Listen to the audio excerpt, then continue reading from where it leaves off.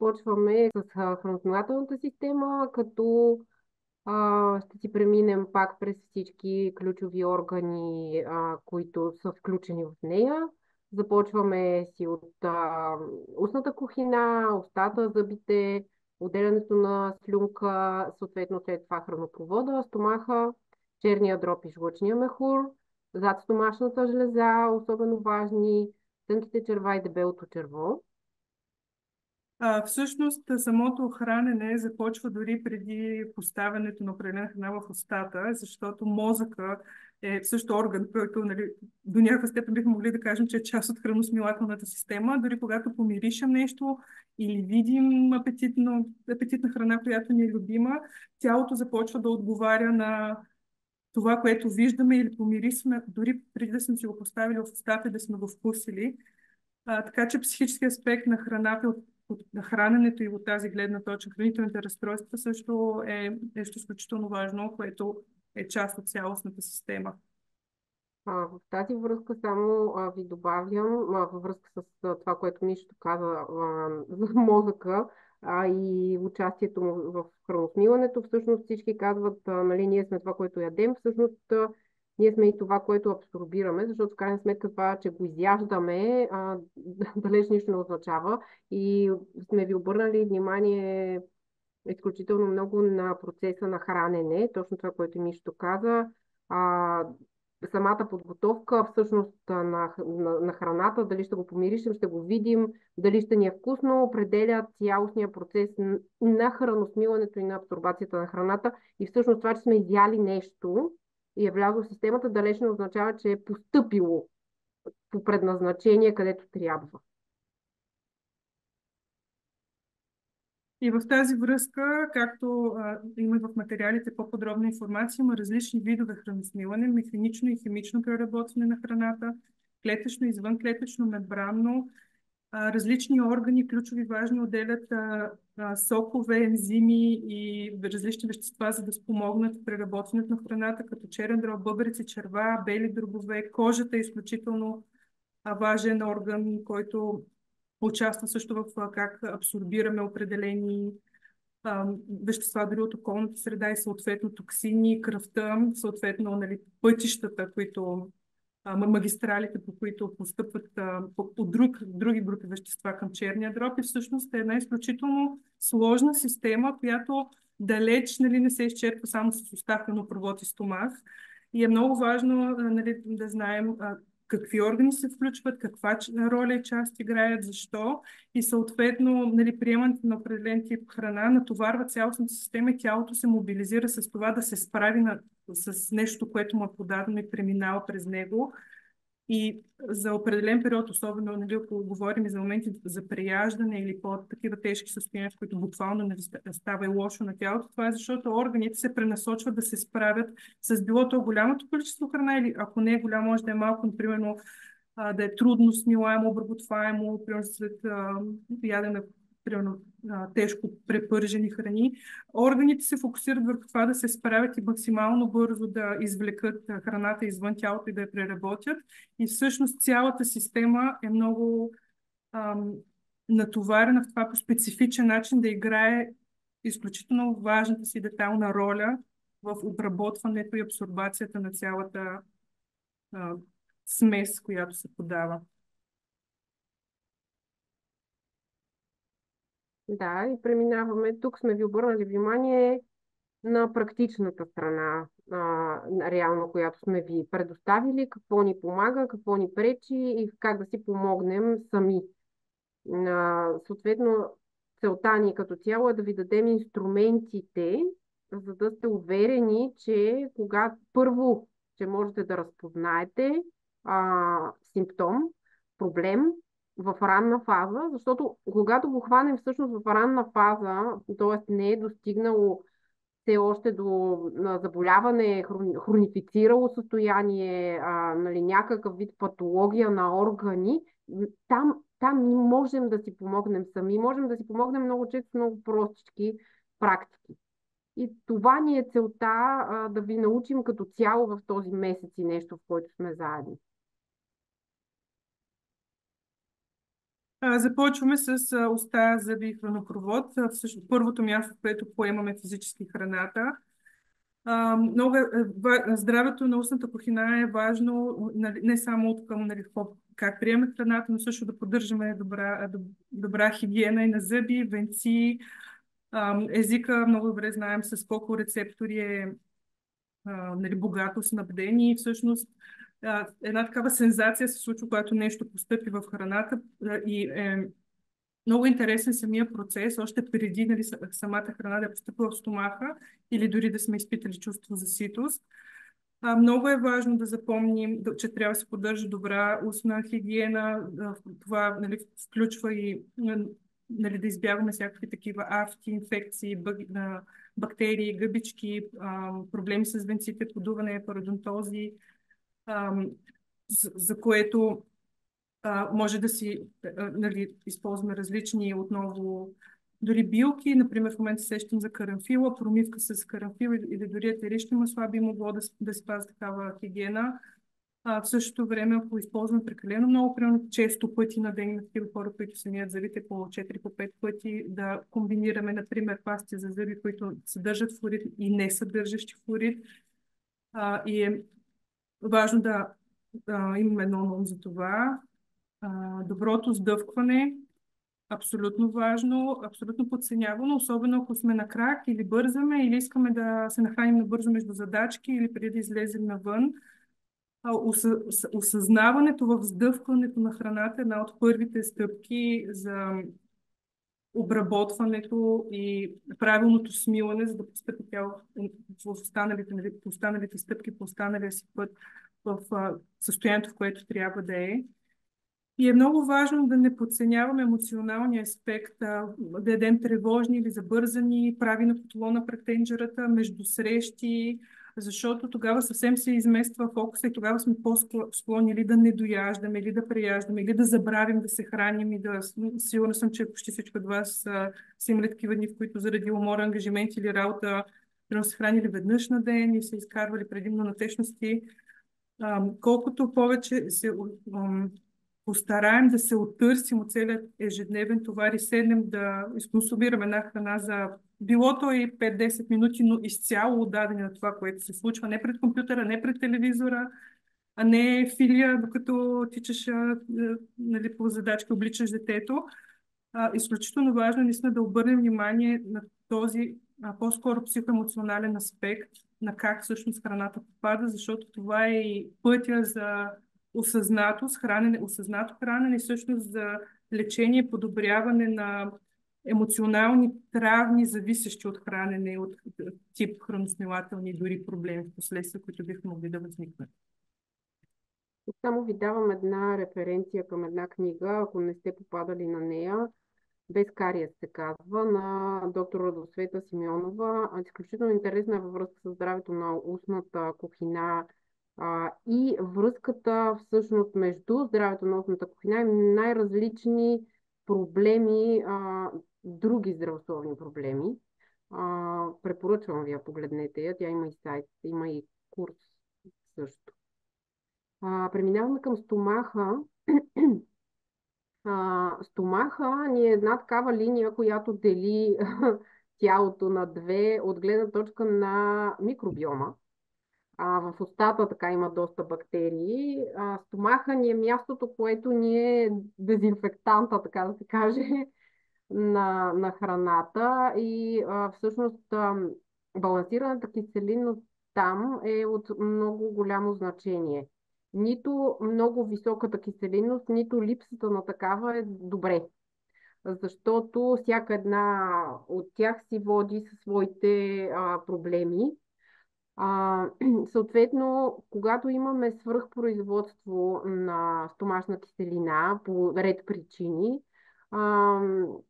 признаците ни са парене, гастрит, язва, като тук ви обръщам внимание, имахте го и в материалите, че тези усещания на киселинност, на прекалена киселинност в стомаха не винаги означават, че имаме наистина свръхпроизводство на киселини. те могат да се появят и при свръхрастеж на бактерии на тънките черва и в стомаха, които често се бъркат с киселини и се лекуват с антиациди, което всъщност може да довлуши допълнително състоянието. Какво ни помага в такъв случай? Сока от алое, чай от джорджен и не само успокояващите тези, които биха успокоили и намалили киселинността. Дори в интерес на истината, дори една чаша вода изпита, също намалява киселинността в стомаха и калция, който всъщност подпомага и лигавицата на стомаха и предпазва.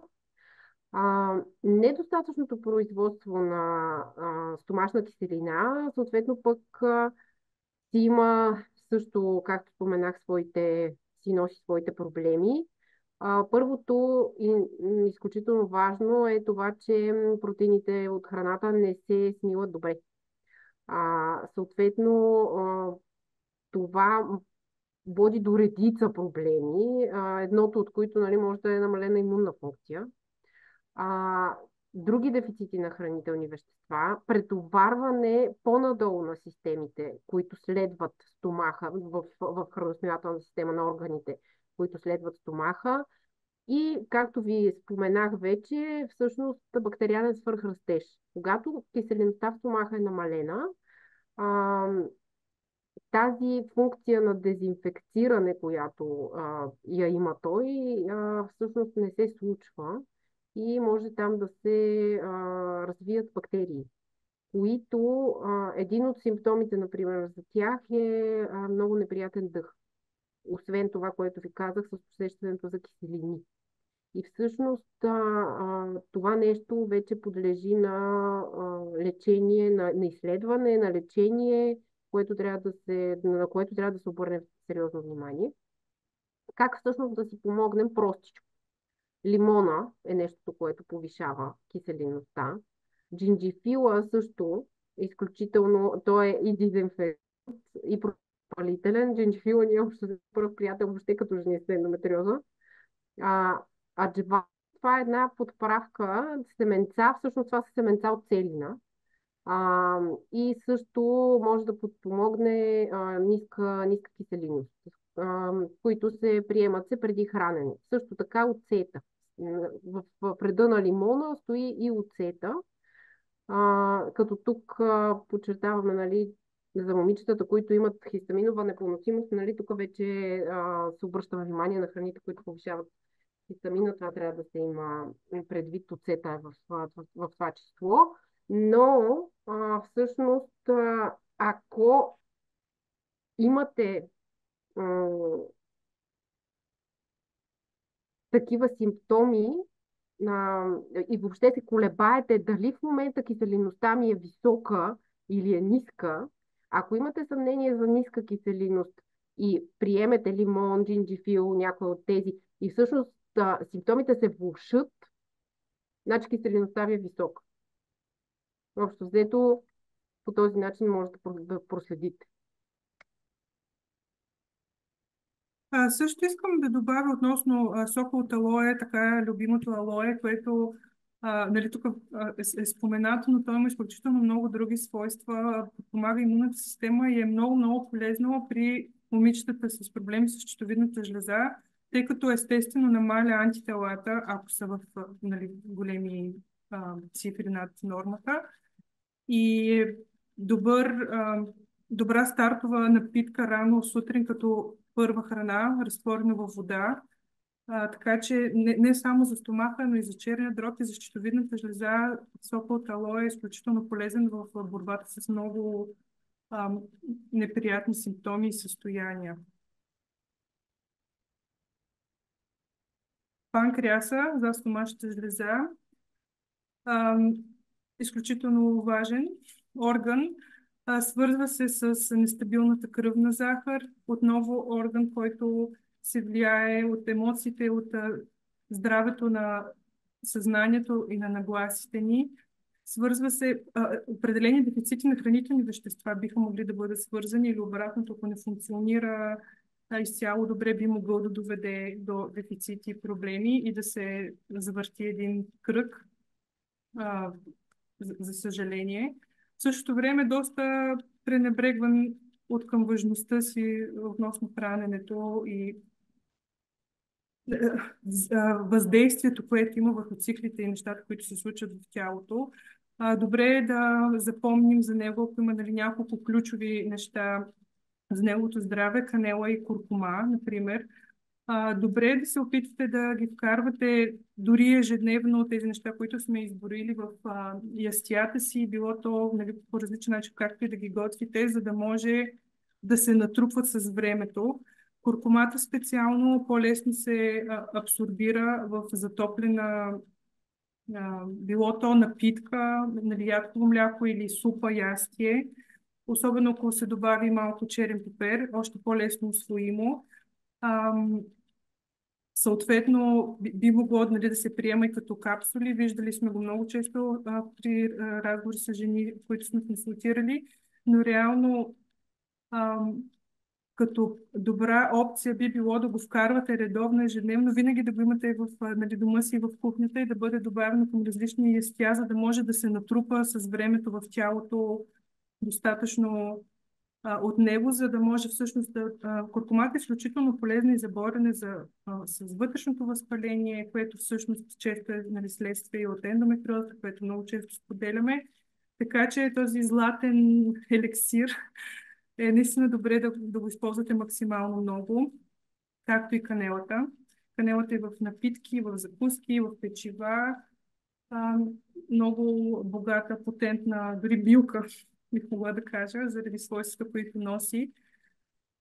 Земната ябълка или иерусалимски артишок, голия, има много имена. Такъв кореноплоден тип зеленчук, по-скоро. Е много полезна, пречистваща, помага също нали, не само за панкреаса, но и за стомаха, и за черния дроб, за имунната система на тялото, зелен боб, зеле. За зелето сме говорили многократно колко нали, богато растение. Помага също много и за проблеми с гърдите от рода на различни кисти или удебеляване на млечните жлези в вид на компреси от ледени заледени листа. Зелето пък като сок изцеден за изпиване също има много богати свойства и подпомага тялото. Има различни...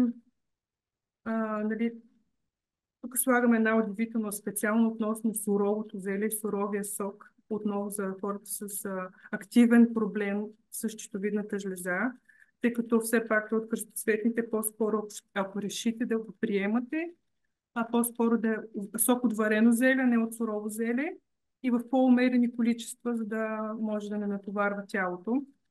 Зеленолистните, изключително богати на фолат и ценни листенци вещества, които препоръчваме да присъстват във всяко основно ястие и то обилно. Чесън, лук. Чесън, лука и лютивите храни също помагат много за балансирането на микробиома, защото те имат посявачен ефект върху него и създават благоприятна среда, естествен микробиом да се развива и разраства. Също чия, ленено семе, орехи, мазна риба, като е много важно да споменем, че чията и лененото семе трябва да бъдат предварително накиснати и да си пуснат така типичната хлъзгава, гладка, слузеста течност, която отделят. В противен случай, ако не отделяте достатъчно време да бъдат накиснати и да се отпуснат, те биха изсмукали влажността от било то нали, стомах, черва или органи, всъщност биха довели до обратния ефект, който по-скоро е проблем, отколкото подпомагане. Те помагат и перисталтиката и са изключително полезни и препоръчителни храни и за хормонални баланси, за храносмилането и за отделянето на отпадъчния материал. Орехите с удивително относно съдържанието на йод, но изключително полезни. Освен това, също споменаваме отново мазната риба, като подмазна риба. Написал го и в пост, но ще го кажа и тук. Тук говорим за херинга, аншоа, скумрия, сьомга и петата сардини. Така. Дори, нали, когато казваме, че не се препоръчва толкова, нали, месо да се яде, изключваме мазната риба, по-скоро средиземноморски тип храна с обилно включване на мазна риба, което означава 2-3 хранения на седмица, по около 100-150 грама порция от месо от риба. Ротиране на семената, за което получихте допълнителен ресурс. Тук говорим за семена от тиква, сусам, слънчогледови семки и съответно тяхната полза и ефект спрямо различните фази на цикъла. Но ако това звучи, нали, малко, нали, объркващо или притеснително, или не сте точно наясно как да започнете, по-скоро препоръкате като първа стъпка да започнете да ги използвате регулярно и да ги включите в храненията си, да се научите да ги снабдявате вкъщи, когато отидете на пазар да си казвате, нямам слънчогледови семки, например. И вече в последствие, нали, да ги съобразите по-прецизно, но като един добър старт е наистина да се опитате да ги включите. Отново могат да бъдат добавени и към закуски, и към супи, и към печива и наистина обогатяват с своите свойства и омеги, като отново слагаме една голяма скоба относно дамите, които са една крачка напред относно разбирането на спецификите на тялото и на гените си, тъй като много от семената са богати на омега-6, което в някакъв случай трябва да се отбягва, така че го слагаме пак като една удивителна, да не се прекалява, въпреки че ако човек не е стигнал до такава степен и ниво на опознаване на тялото си и не прекалява с количеството на да консумира регулярно, не би трябвало да създаде проблем, стига да наблюдава тялото си. Има въпрос. Да, точно аз това исках да включа. Във връзка с сока от алое, понеже той стана много популярен напоследък и почнат съответно, започна да става и много разпространен, да може да се намира на много места. Обаче, тук говориме за начин на производство на това нещо, защото много често по-евтините варианти на сока от алоe всъщност се правят от цяло листо. По принцип, най-добрият ви вариант е гледайте си едно алоe вкъщи, режете си едно листенце, белите го, защото в люспата се съдържат вещества, които дразнят. И ако на сока от алоe, който си купувате, изрично е упоменато, за съжаление не винаги е упоменато, но на тези, на които е упоменато някакъв срок на употреба на този сок, т.е. примерно до 3 месеца или каквото и да е такова, това ви говори, че този сок е правен от цели листа и дразни. Има, доколкото знам, 2 фирми, които произвеждат сок от алоe от почистени листа.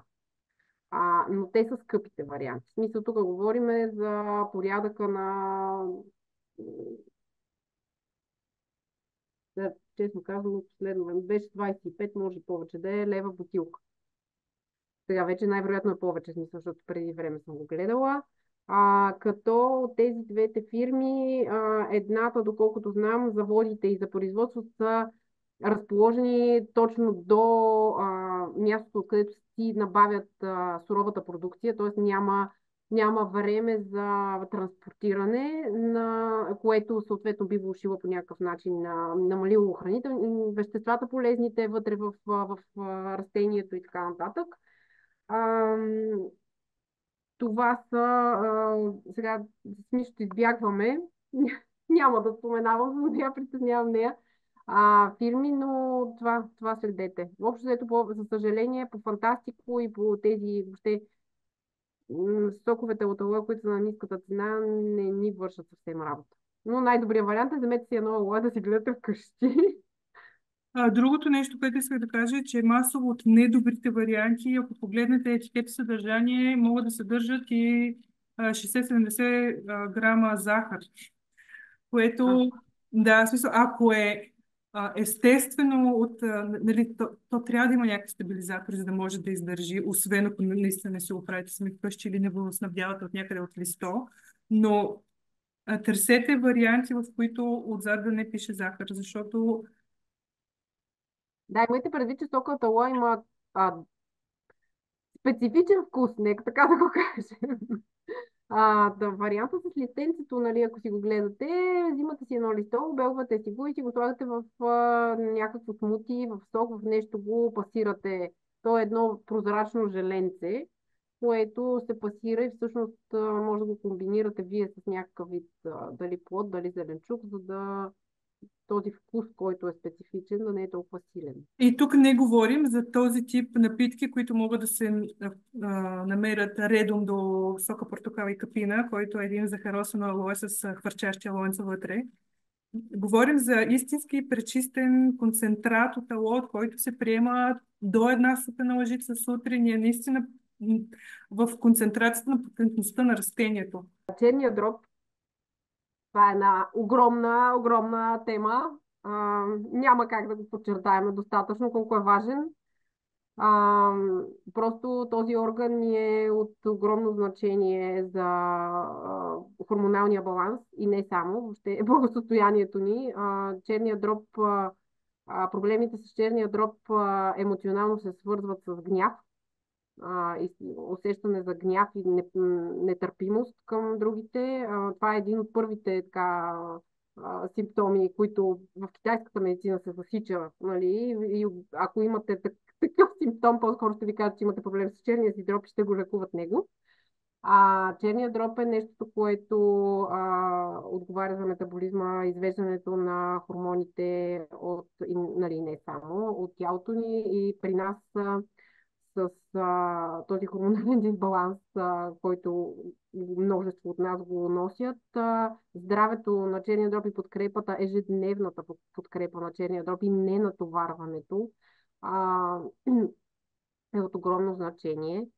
А, Само накратко, нали, с какво свързваме всъщност проблемите и претоварването на черния дроб, което изключително подчертавам, е много вероятно да не се хваща на изследвания.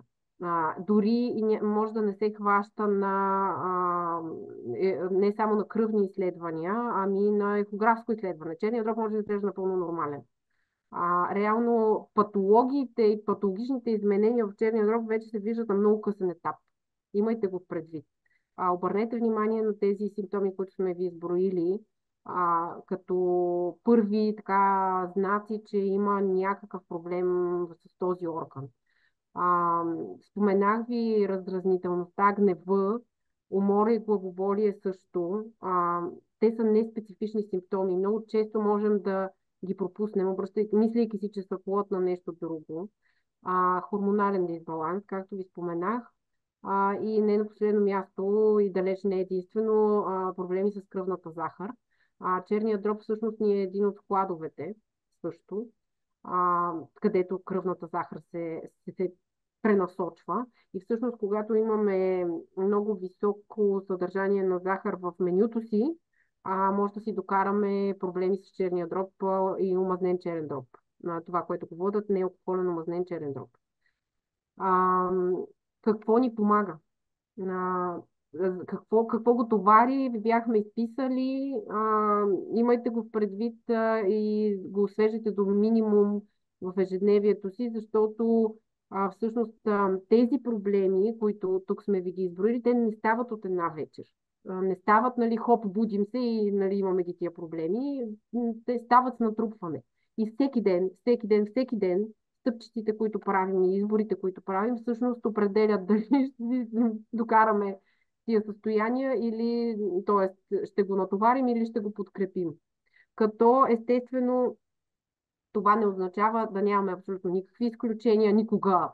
Нали, това стегнатото пълната забрана, защото това също не е добре, но имаме предвид, когато по някаква причина, по някакъв повод, да речем, сме го претоварили по някакъв начин, прекалим с храна или си позволим чаша някакъв алкохол или нещо такова, просто след това да му обърнем малко повече внимание, да му дадем почивка и да го подкрепим. Лимоните са му пръв помощник, имайте го предвид, като тук подчертавам естествено, ако нямате проблеми с висока киселина в стомаха, защото тогава може да си докарате повече проблеми, отколкото да помогнете. Много често лимоните нали, навсякъде се упоменават като алкализиращи и много често хората се объркват, че ама той е кисело, ама всъщност е основно, т.е. алкално в тялото ни. Всъщност тук говорим за остатъчния продукт след изгарянето на приетия лимонов сок или лимони в тялото, но лимона е киселинен, подчертавам ви го. И тук и също имайте предвид за връзката с здравето на устната кухина, след прием на лимони под някаква форма, задължително трябва да се погрижим да балансираме pH-то в устата, най-малкото с изпиване на чаша вода или жабуркване с вода. Дребните безкостилкови плодове е изключителен източник на антиоксиданти, въобще на хранителни вещества, които са от огромна помощ. Тук едно от любимите на Мишето е цариградското грозде или амлата, която я има във вид на прах като добавка. Горчивите листни зеленчуци, не ги забравяйте. Сега идва пролет, започват да се появяват прекрасни пресни гухачета. Листа от гухачета, рукола, горчивата Цикория. цикория. Целият се въртеше в главата, цикория. Включвайте ги в менюто си и те са изключителен помощник. Бухарчето като цяло, в цялата му форма, листа, цветове и корени е изключителен помощник на черния дроб. И когато ги няма в прясно състояние, можете спокойно да ги включвате и във вид на чай, към менюто си, тинктури и така нататък. И не на последно място целината и червеното цвекло. Последно по черния дроб, защото наистина за него много сме говорили, много ни е ценен, много е подценяван във връзка нали, с детоксикацията на естрогена и това са просто ни капки в морето, които засягаме в момента. Няколко пъти споменаваме алкално-киселинно състояние, баланс и така нататък. Черният дроб, както и всички органи, могат да се повлияят негативно на алкална диета за прекалено дълъг период от време. И често съм срещала жени, които примерно се подлагат на такава диета за дълъг период от време с цел примерно да овладеят ендометриозата или от страх. Също много популярна диета при хора, не само жени, но и мъже, които са преминали през онкологично заболяване. Много внимателно, тъй като алкалната диета трябва много специално нали, съзнание да се подходи за колко време, какви храни, как и защо.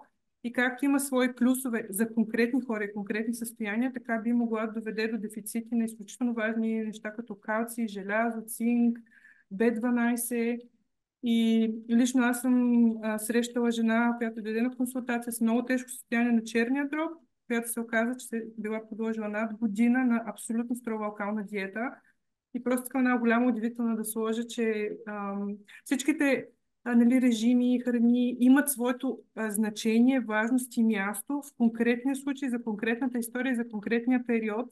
И когато нали, ни боли или страдаме от съответни състояния, сме склонни да преминавам в едната крайност или пълна рестрикция, или веднъж се живее нали, всичко на куп. Наистина с голяма така молба подхождам със знание да се правят нещата, защото е важно да знаем какво се случва с тялото. Това е целта нали, на нашия курс и целият този месец да се опитаме да ви помогнем да разпознавате сигналите си, но крайности като алкална диета биха могли доста сериозно да навредят на черния дроб. Както и кето и високопротеинови и високомазнини диети с пълно изключване на въглехидратите също. Жлъчката е едно нещо, което много доктори казват да го махаме, ако нали, няма значение този орган толкова важен, ако съответно Има дами, преминали през ендометриозни операции, които между другото са махнали по една жлъчка, по един апендицит. Макар да не е жизнено важен орган, нали, в сравнение с сърце и бял дроб, това е много, много важно нещо в тялото с самия сок, който се отделя и се обработва, нали, помага за обработката на храните. Свързваме здравето на жлъчката с калориите, с добавената захар и начина, по който, нали, се обработват и влияят на тялото ни, реакцията на стреса. Реално един малък специфичен орган, който а, е много чувствителен и реагиращ и всъщност е важен и ключов дори за синтеза на вещества, като витамин D. Така че, нали, често пренебрегван, но много ценен орган. Затова също подчертаваме неща, които подпомагат неговото здраве, функции. Всъщност, отделянето на този сок, който помага за доразграждането, нали, в различни фази на съответно подадената храна. Куркумата, вече споменахме, един златен еликсир, който помага за, нали, множество органи и системи, включително на жлъчката. Източници на витамин С, храни. Сега тук, нали, първо сигнално повечето хора биха, нали, сетили за цитруси, лимони и портокали, но всъщност има много зеленчуци, които са богати на витамин С, като броколи, като чушки, спанак, дребни, малки, безкостилкови червени плодове, за които споменахме, боровинки, топинки, малинки. Много полезни. Има едно такова, как да кажа, като препоръка, която фигурира в пространствата на нутриционистите, е когато може да избираме между две храни от една и съща група, винаги да изберем тази с по-тъмен цвят, заради конкретни вещества, които се намират в тях, като, например, ако имаме избор между малина и капина, да изберем капина. Ако имаме избор между бял и тъмен кафяв черен боб, да изберем по-скоро тъмния боб. Така че е много важно, нали, да си разширим познанията относно храните, които консумираме, и ако имаме възможност да направим осъзнат избор, особено сега, нали, първо предстои пролет, лято, всякакви плодове и зеленчуци. Нали, ще има изобилие, в което може да ги консумираме сезонно и прясно, в прясно състояние. Така че имайте предвид, че източници на витамин С не са само мандарините по Коледа. Също ядки семена, мазната риба споменахме. Ядките са много важни и за жлъчката, и за червата. Имат много полезни вещества, всички знаем протеини, но при ядки от категории като лешници, бадеми, е добре да се внимава и да не се прекалява, ако има проблем с пропускливост на червата или активиран проблем с небалансирани хормони на щитовидната жлеза. Особено ядки в сурово състояние. Самите ядки сами по себе се делят на големи категории. Дървесни ядки, които са по-скоро лешници, орехи, шамфастък, бадеми, кестени, нали, които излизат от дърво, и всъщност останалите, които са по-скоро като фъстъци. Така че всички те са богати на изключително много вещества, но пак съзнание кое, кога, по колко и, нали, всъщност и да не ги предозираме като количество. По една шепа максимум на ден, ако няма проблеми с нали, съответни други органи или системи, са абсолютно достатъчни да заредят, както, нали, в този ред също може да сложим и бразилски орех, който подпомага на имунната система на щитовидната жлеза, но едно осъзнато, разнообразно хранене, което включва и ядки и семена, всъщност помага на цялостната система да зарежда с своите, нали, витамини и минерали, които там са много наситени.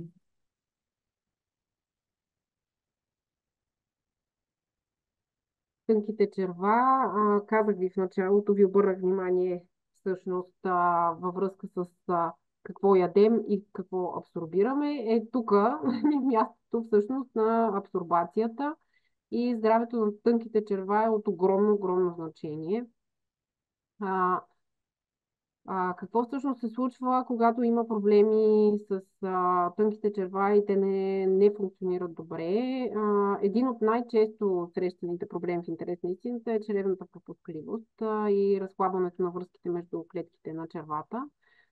И всъщност те могат да ни доведат на първо място до алергии и непоносимости, като подчертавам, тук има разлика между тези двете неща. Алергиите са състояние, което е необратимо, т.е. един път алергизирани към нещо, тялото остава за цял живот, докато непоносимостите не са това. Те са обратими. Много често се пораждат от пропускливост на червата, т.е. ако решим да тестваме непоносимости и, както ви казах, ни светнат всичките храни, които сме яли в последно време, примерно в близката седмица-две, най-вероятно всъщност това е следствие на проблеми с пропускливостта на червата. Другия проблем, който много често нали, в тази връзка се случва, са автоимунните състояния. Тук няма да навлизаме много в подробности специално за тях, но проблемите с щитовидната жлеза са едно от нещата, които много често се свързват с пропускливи черва и проблеми по тънките черва и въобще по храносмилателната система и всъщност се повлияват много положително, когато тези проблеми се адресират правилно и се оправят. И далеч не на последно място, хранителни дефицити на хранителни вещества от много голям диапазон. Затова по, само по тези три причини, нали, далеч не само те, но това са едни от основните, поради които трябва много добре да се грижим и да познаваме симптомите на проблеми с тънките черва и да се грижим за здравето им. Нещата, които помагат накратко, естествено, са сока от зеле. Мишто го спомена вече. Той е източник на глутамин и всъщност изключително голям помощник за възстановяването на чревната бариера и предпазването от преминаването на едри несмлени молекули в кръвообращението, което всъщност активира имунната система и я кара да нали, ни води до алергии, непоносимости или някакви автоимунни състояния. Сокът от алоe отново го споменаваме. Той също е изключителен помощник и не на последно място антипаразитни, антибактериални храни, каквито са луковите, лук чесън във всякаква форма, подправката риган, дали на чай, дали на тинктура, дали на масло, на капсули, карамфила. Мишто също го спомена и във връзка с здравето на устната кухина, но не го забравяйте, той е много силно антибактериален. Освен това е и много силен аналгетик, много силен. Той може да се използва като подправка към смутита, към ястия. Това, което тя ви подчерта, включете го в ежедневието си. Това всъщност ви помага да се предпазвате предварително, за да не се достига до състояния, при които вече трябва да се дига много дозата и да трябва да се консултирате с специалист колко, кога, дали може, колко е безопасно. И кокосовото масло също в това число, като кокосовото масло го подчертаваме, че тук не можем да го приемем в неограничено количество, независимо, че е растителна мазнина, тя е наситена мазнина и особено ако има някакви проблеми с холестерол, триглицериди и така нататък, количеството трябва да се наблюдава много добре. Така че съвсем накратко и естествено сега в тънките черва те са място, където не би трябвало да има много бактерии. Има бактерии, но поетапно с слизането нали, към посока дебелото черво, бактериите се увеличават. Ако бактериите са твърде много, това говори за някакъв вид проблем и трябва да се адресира по този начин. Да, имаме предвид обикновено зеле. Не обикновено класическо зеле, което го има навсякъде. Бяло, Мишто каза, изберете тъмното. Цветното зеле също ви е много добър вариант. Не го изхвърляте. За Да. зеле. Да. Също, нали, ние често говорим за бактерии и нали, дисбиоза, обаче също често срещано, особено в тънките черва в по-горната част, това са гъбички, които могат да се появят и също не трябва да се... Да. Бактерии и гъбички, те са, да, аз някакси го имам го преди в същата категория, да, но гъбичките са си а, Дебелото черво също изключително важен орган, за който също може да препоръчаме да гледате презентацията, която направихме за ендометриоза и стомашно-чревен дистрес. Там говорим за тези органи от една малко по-друга перспектива, но е изключително важна, за да знаете пак в повече дълбочина за симптоми, как реагират тези органи и вече по-скоро в частност с ендометриозата. Дебелото черво е много важно и свързано отново с чистенето на естрогена, тъй като естрогена в тялото има различни видове естрогени. Те са различни категории. Има, нали, главен активен естроген, ако мога така да се изразя за по-лесно разбиране, който е свързан, нали, с менструалния цикъл, и остатъчен естроген, който трябва да се, нали, чисти и попада в изпражнението. И реално е важно да се грижим за редовна перисталтика и здраве на дебелото черво, за да сме сигурни, че максимално много остатъчни естроген се изхвърля от тялото.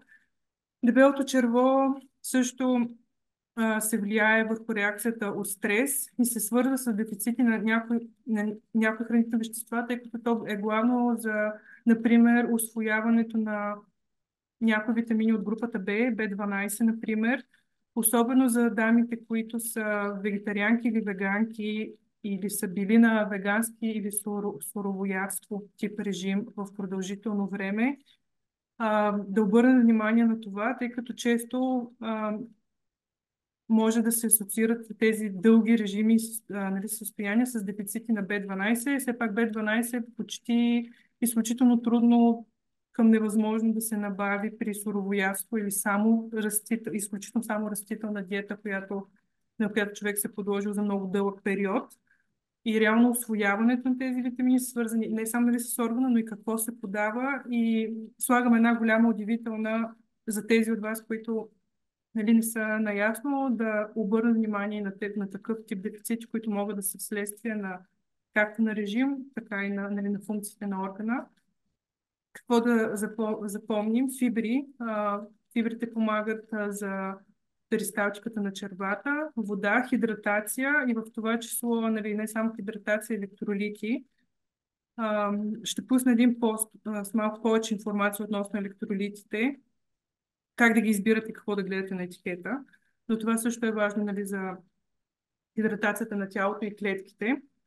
Качествени мазнини, като, нали, тук включваме и авокадо, ядки, мазнини от риби и баланса на добрите бактерии, като също подчертаваме, нали, важността на бактериите за пореден път и, нали, това, че до някаква степен в момента е и мода масово да се пият пробиотици, пребиотици.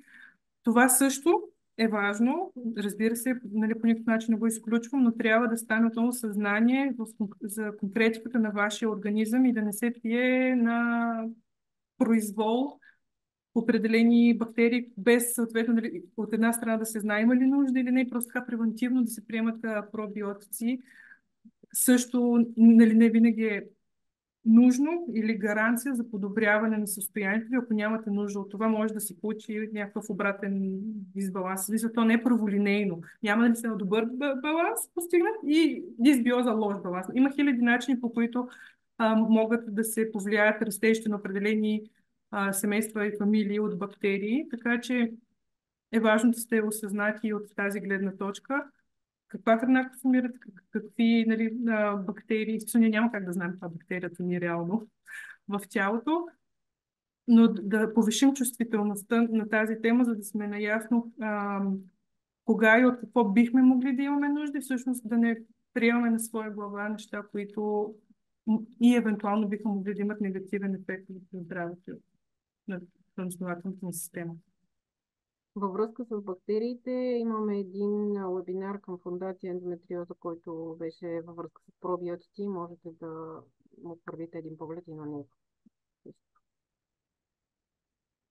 Може да ви ги пуснем тия линкове. На линкове, да.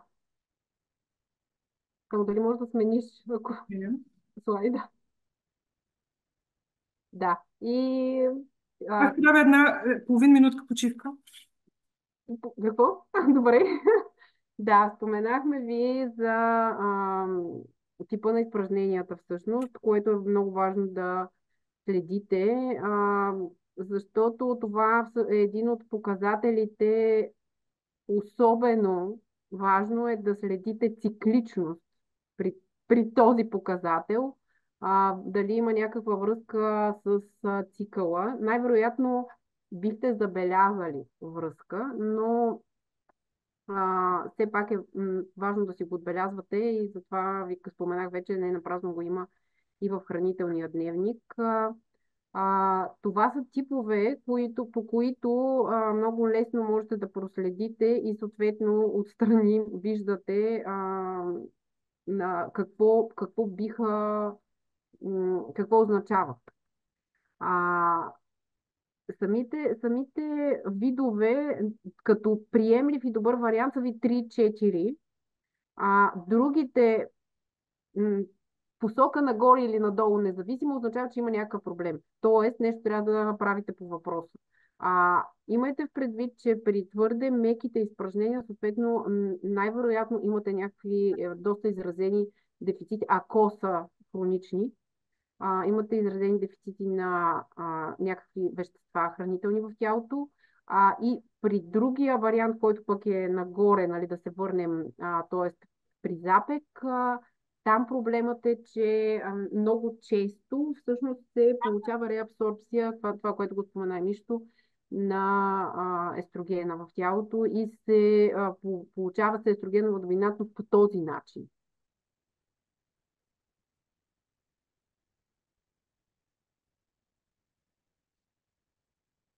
Да, кога да се притесняваме всъщност, дали при твърди изпражнения на топчета, които излизат много трудно. Хубаво е, между другото, още един показател, който да следите, ние ви го бяхме изписали, но може да си проверите времето на преминаване на храната. Това нещо лесно може да го направите с нещо цветно. Червено цветло или, примерно, черни боровинки. С тях можете лесно да засечете. Аз сега съм го изял, кога излиза от другата страна. Защото времето за преминаване всъщност има много голямо значение върху хормоналния ни баланс. При твърде разхлабени, течни, воднисти изпражнения също трябва да се притесняваме. Ако има кръв в изпражненията, това може да е и показател на ендометриоза по дебелото черво. Отново може да обърнете внимание на този вебинар, който споменам нищо. Там доста повече говориме в тази връзка. Черни изпражнения, това би могло да... Това, между другото, може да е признак от една страна съвсем такъв безобиден при прием на желязо, но може да говори и за кървене някъде по-нагоре в храносмилателната система. Тогава също се получава. Мазните изпражнения също са проблем. Те ни говорят, че има някакъв проблем с усвояването на мазнините. Може да има проблем с жлъчката или по черния дроб. Слуз в изпражненията също следете за нея. Сега, различните цветове, те могат да са вследствие от много различни неща, които сме изяли, така че ние говорим тези неща, но не се шкайте твърде много. Това е особено жени, които са имали бебета, общо взето това са го тествали. Но изпражнения с глинест, светъл цвят, те са проблем. И също силната миризма също говори вече за гнилостни процеси в тялото. Или нещо, което може да е еднократно, но тогава би било хубаво да погледнем хранителния си дневник и да видим аз еди кога си ядах това и това и не съм го смлял добре. Черните също изпражнения искам да добавя, че могат да се свържат също с тежък дефицит на желязо или след загуба на кръв. Така че, да, особено при дамите, които страдат от анемия, е добре да имат предвид, че това е много свързано. Както и в случая, нали, примерно при тежък дефицит на желязо, езика може да полилавее. Има други знаци на тялото, които подсказват, но ако чак толкова остро е изразено, наистина, като казвам черен цвят, говоря за въглен черен, това говорим вече наистина за много тежък дефицит, щом има чак такова измерение. Тук сме ви сложили едни ритми, цикарни ритми, които са много важни, много интересни, свързват се дори с енергията чи, как протичат нещата в тялото и всъщност всеки един орган има, нека да го наречем, ключово приоритетно време в денонощието, където цялата система се фокусира върху неговите функции. Главно, разбира се, тялото организъм и всички органи работят неуморно и непрестанно всеки един миг, но има едни такива дневни цикли, в които органите всъщност изпълняват по-главни, по-приоритетни функции, всички останали, не по-метафорично казано, им се подчиняват. И тук сме ги описали. Започваме между 3 и 5 часа сутринта, белите дробове, идеално време за упражнения, за ранобудните птички. Реално тогава белите дробове не са с пълния си капацитет и потенциал и дори да нямате време за упражнения, ако сте будни, дори дълбоко дишане, също би било, нали, една прекрасна рутина, която да въведете. Следва дебелото черво. Не случайно повечето хора ходят до туалетна точно рано сутрин, ако всичко, нали, наред функционира и тогава по-лесно би могло, нали, да се стимулира естествения процес на ходене до туалетната. Следва стомах, далак, сърце. Нали, лесно е написано намалете стреса, но реално около обяд е времето, в което наистина сърцето се почива и всъщност тогава пък може да, нали, да натоварим стомаха с обедното си ястие. Пикочен мехур, бъбреци. Реално някои учения казват, че е добре в този период да не прекаляваме с консумацията дори на течности, за да може нали, системата да се разтоварва. И като цяло нали, не е препоръчително прием на особено нали, големи количества течности след 6, 7, 8 часа вечерта. Един добър признак за това, че не сме прекалили с приема на течности, ако не ставаме през нощта до туалетната. По малко нужда. Нали, има ги двете крайности. Хора, които пият много вода и хора, които пък съвсем забравят да си спият и примерно 2 чашки вода, но е важно нали, да знаем, че не е хубаво да претоварваме системата на тялото, дори след като вече легнем и почиваме, с това да трябва да се справя. Не само с тежко, нали, в тази категория слагаме и преработката на храната. Следва защитникът на сърцето, 7-9 часа и реално точно периода, в който повечето партита и пиенето започват. Около 7, 9, 11, когато всъщност е време за цялата органна система да почива, генерира се голямо количество топлина, започва мускулно нали, отпускане, отпадане, подготовка за почивка и като цяло нали, една добра практика в нали, регулярния ден е до към 10 часа сме заспали. Следва жлъчния мехур и черния дроб между 1 и 3 часа през нощта, като нали, когато настъпва нали, главната негова функция да се работи и да пречиства нали, храната, системата, за която отговаря, всъщност е важно да не сме му подали твърде много работа, за да може в този период да детоксикира и нали, в това число нали, се включва да не прекаляваме с консумацията на храни в прекалено късни часове или в прекалено големи количества. Нали, Ваня спомена относно нали, това, че първо се подават малките сигнали специално за черния дроб и нали, много по-късно, за съжаление, може да се хване сериозен проблем, вече когато са настъпили няколко фази. И аз за себе си съм споделила една моя история многократно относно черния дроб. Е, че в период на месеци, когато бях бременна, започнах да се будя точно в 1 часа по часовник. Не съм изпитвала болка, не съм изпитвала глад или жажда. Просто се събуждах и не ме свъртеше. Исках да обикалям из стаята и не можех да заспя. Всяка нощ между 1 и 1,5 и всъщност това беше индикация да се замисля, да започна нали, да изискам да ми бъдат направени изследвания, което звучи малко налудничево, нали, да кажеш, събуждам се всяка вечер в 1 часа, нали, нищо не ме боли, обаче настоявам за изследвания. И всъщност така в много ранна фаза се засякоха, нали, покачване на едни чернодробни серумни ензими в моя случай, което беше много, много важно да го разбера буквално преди да е станал проблем, за да износя една бременност до края, че и след термина продължи.